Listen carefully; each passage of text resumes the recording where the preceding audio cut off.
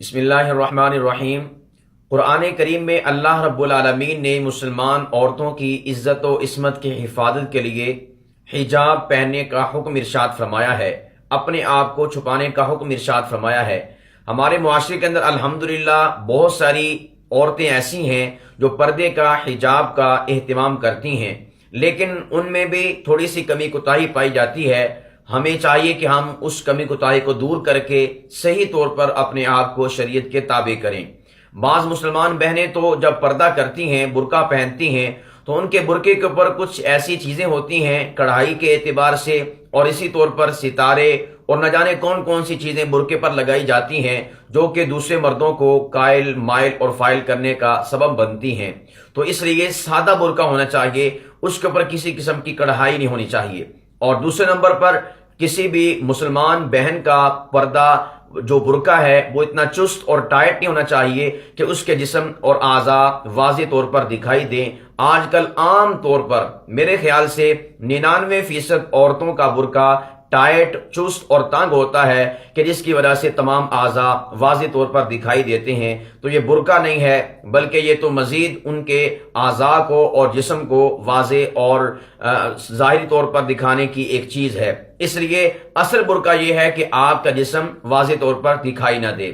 اور نمبر 3 یہ ہے کہ ہماری عورتیں عام طور پر تو جب برقع پہنتی ہیں تو ان کی یہ جو آنکھیں ہیں یہ صاف باہر کو دکھائی دیتی ہیں، یعنی جہاں تک حجاب ہوتا ہے اور اس سے نیچے حجاب ہوتا ہے، لیکن آنکھیں دکھائی دیتی ہیں۔ یاد رکھیے، آنکھ روح کا دریچہ ہے، اور آنکھ کے ذریعے سے ہی کوئی انسان کسی کی طرف قائل اور مائل ہوتا ہے۔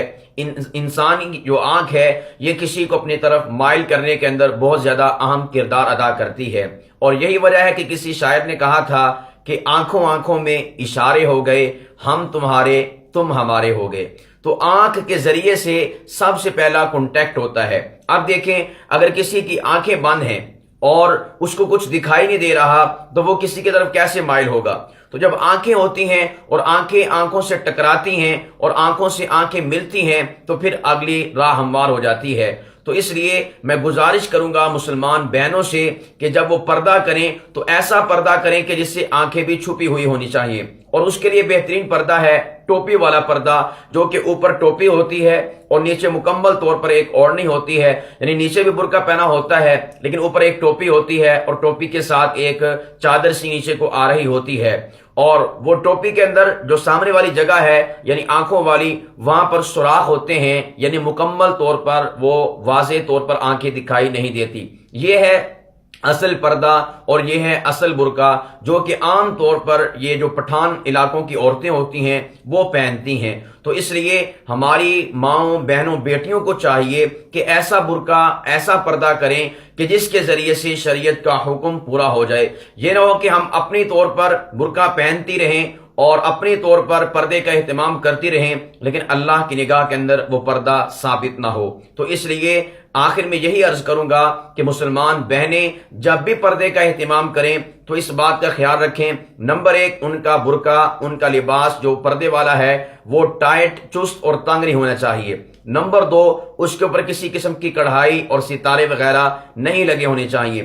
نمبر 3 جو آنکھیں ہیں ان کو بھی ڈھانپا جائے تاکہ کوئی شخص آپ کی طرف مائل نہ ہو سکے۔ اس کے لیے ٹوپی والا برقع کہ جس کے یہاں پر سامنے سوراخ ہوتے ہیں، واضح طور پر آنکھیں دکھائی نہیں دیتی، اس برقعے کو استعمال کرنا چاہیے۔ اور نمبر 4 نیچے جو برقع ہوتا ہے اس کے اوپر مزید چادر کو ڈالنے کے لیے جو ٹوپی والا برقع ہوتا ہے اس کے ساتھ ایک چادر نیچے کو آ رہی ہوتی ہے، اس برقعے کو استعمال کریں تو انشاءاللہ العزیز آپ مکمل حجاب اور پردہ اور جو برقعے کا حکم اللہ نے قرآن پاک کی سورہ احزاب کی آیت نمبر 59 میں ارشاد فرمایا ہے اس کے اوپر مکمل طور پر عمل درآمد ہو جائے گا۔